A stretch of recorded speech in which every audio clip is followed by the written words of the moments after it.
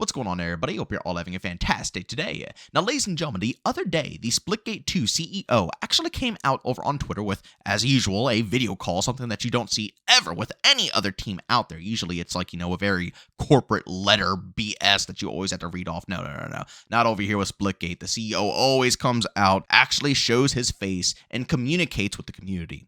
But he wanted to go into details on why the prices were the way that they were. And boy, oh boy, let me tell you guys something. By the end of this video, your guys' minds are going to be absolutely blown. But of course, ladies and gentlemen, before going dive deep, if you guys are interested in more content like this, don't forget to subscribe and hit that bell. We post daily here at 8 in the morning Eastern time. And again, today is the day that I will be returning home. So keep in mind, if any new information has come out, I wasn't discussing it because I wasn't home at the time. But today I'm going to be going ahead, diving deep, seeing what's going on. So expect some fresh content on Thursday. And on top of that, you can expect me to be live streaming on Thursday as well. So make sure you guys go ahead and find a link to my Twitch channel down in the description of this video. All right, ladies and gentlemen, now before we go ahead and get into the juiciest of details, I do want to touch upon the topic of the stutters and hitches I've been getting, and a lot of you guys have been getting as well, after the recent update that we have obtained. And I believe by the time of this video, it's been a few days since, I went ahead and tested it out because obviously, I've been recording this since Sunday, actually. But when I tried it out on Sunday after the update for PC, the hitches are not too shabby anymore. Those long 3 to 5 second pauses,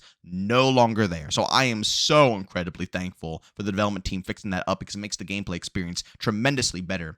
But like I said, I don't know if anything has changed going up until current date, but as of the day of Sunday, there were still, the beta hitches where there were little minor, stutters, I guess you should call them. I don't know if that's the servers or maybe it's just further optimization. All I know is that we're stepping in the correct direction, although there is still work to obviously be done. But again, I'm so thankful that the game actually performs and I can play like the BR and so on and so forth without the game absolutely crapping on me and I lose so many, engagements by just simply freezing for 5 seconds. But with that being said, let's hop into the juicy freaking topic here, ladies and gentlemen. Boy, oh boy, I'm not even going to discuss just yet. Usually I don't showcase these videos to you guys because they're pretty lengthy, but I'm sorry, you have to listen to this. I'm sorry, you genuinely have to listen to this because it blew my mind away. Hey guys, it's Ian. I'm here with my good pal Nick and co-founder. We're playing some Splitgate 2, of course. But wanted to give you an update on things. So first off, thanks everybody. We just crossed 2.5 million players, which is freaking awesome. We appreciate all the support. We also tripled our daily active users, especially on consoles, which has been awesome. So we really appreciate you guys. But wanted to start by explaining, obviously we put out a video, we slashed the prices yesterday, but I've had a lot of people ask me, like, how the hell did this happen in the first place? Like $80 bundle, like that's not the 1047 way. And I agree. So I thought I would just candidly tell you exactly what happened. So I'll start by saying, no excuse, of course, like I should have been on this before I explain, like we should have been on top of this. But what happened is the second I got off that stage, I called Derek, our lead game designer, and I said, Derek, like, did you know we had an $80 bundle? Like, this is news to me. Like, what the heck? Like, that makes no sense.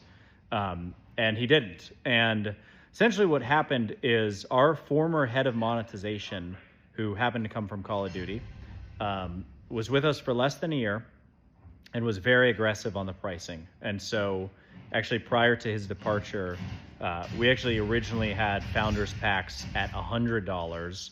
We had battle passes at $10. And the first thing Derek and I did when we reevaluated everything a month ago was we slashed those things. So founders went from 100 to 60. We also added in-game currency that it originally wasn't going to have. We decreased the battle pass from $10 to $5. But unfortunately, things slipped through the cracks. And so that's how we ended up with an $80 bundle. Our goal has always been to make a fun game that people love. I fundamentally believe the best way as a business truly to make money is not to charge the players an egregious amount. It's to be generous and thoughtful and listen to feedback. And that's what we want to do. And that's what we want to prove to you. That's how we made money on Splitgate 1 because we didn't have the best looking skins, but people wanted to support the devs because we listened and we made a fun game. And so that is our philosophical view with Splitgate 2. It hasn't changed ever, and that's what we're going to continue to do. And so I'm sorry about the $80 bundle. It's crazy. It was a shock to me when I found out, and that's no excuse. But you can expect, just like we reduced prices yesterday from 80 to 40, that's going to be our philosophy going forward, is being player friendly, player first. We want this to be affordable. We want you to spend on the game because you love the game, not because we try to milk our players. So anyway, thank you for the feedback. Keep it coming. I'll talk to you later.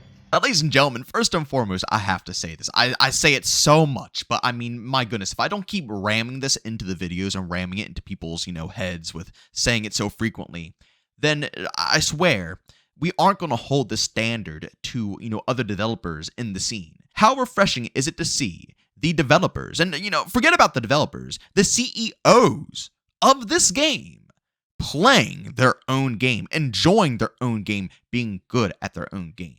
It's so rare nowadays. It really, truly is. I mean, the majority of game devs that you see who are playing their own titles, I mean, they know the fundamentals because they had to, put it together. But my goodness, seeing them actually put it to work and play it is a whole different story. It's almost like they're more for the business side instead of actually being a true gamer and being passionate about developing those specific type of games. It's just, sorry, I know it's a side ramble, but boy, oh boy, it's just so refreshing and awesome to see. But let's talk about the real details here, ladies and gentlemen, the store prices. I am blown away. The fact that the CEO didn't even know that this got pushed through due to the garbage of a previous Call of Duty. Oh my God. I mean, come on. You can't tell me that this isn't the funniest thing that you have ever heard in your whole freaking life. And just very quickly, I want to make it clear, no anger towards the devs. It's fine that, you didn't spot this right away. The fact that you guys acted and are still apologizing is phenomenal. Absolutely phenomenal. And hearing that you guys already took the garbage practices of this, microtransaction guy from Call of Duty and, did your own twist. Again, lowering battle pass prices, lowering founder prices, so on and so forth. We can't appreciate you guys enough.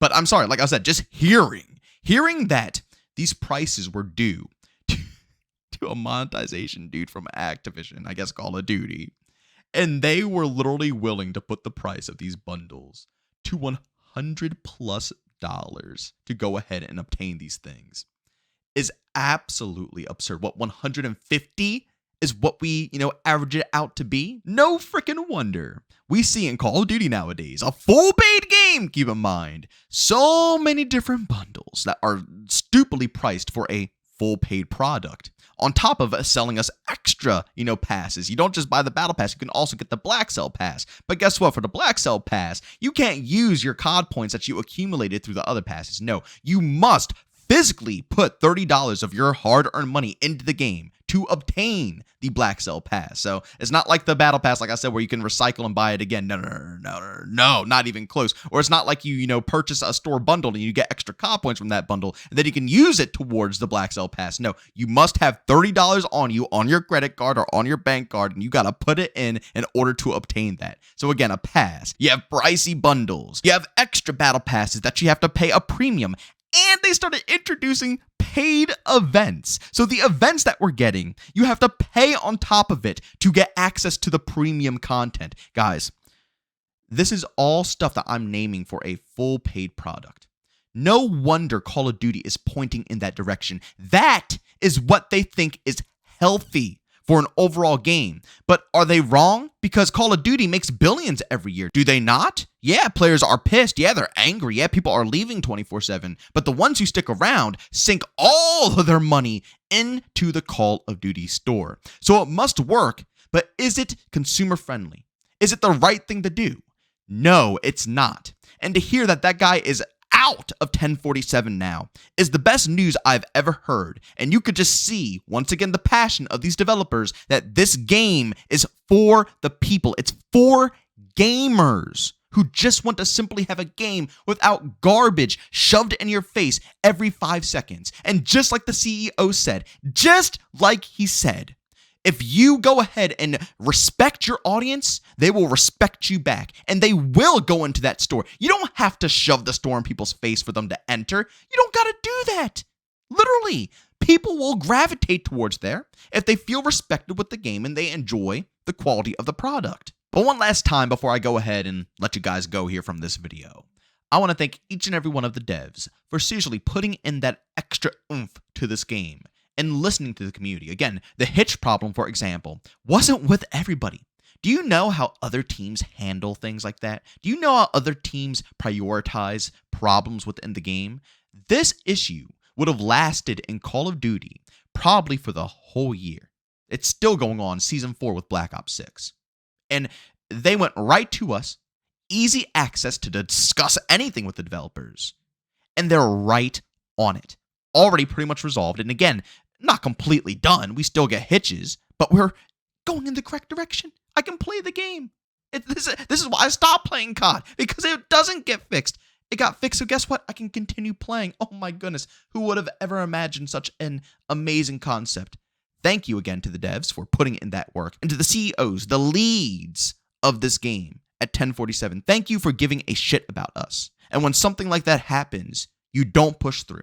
And you cut it and you do what should be done. And you handle things accordingly. Honestly, Call of Duty, all around, from everything that I could possibly think of, is just so utterly disgusting. And it's so sad to see so many souls still lost within that just empty void. Because it could be a pretty good game. But at least now we know why the game turns out exactly how it does every single year. But ladies and gentlemen, as always, thank you all for tuning into this video. I really appreciate it. Of course, if you enjoyed it, leave a like. If you hated it, leave a dislike. Also, don't forget, ladies and gentlemen, we are going to be returning today. So obviously, like I said, if I missed any fresh content, I'll be covering it hopefully Thursday, Friday, Saturday, Sunday. And also, don't forget, I am going to be streaming on Thursday again. So if you guys are interested to see me live and in action, you want to chat up with me or hop into the open lobbies that we do over on Splitgate 2, by all means, you can find a link to that channel down in the description of this video. But as always, thank you for tuning in, and I'll see you all on the next one. Peace out.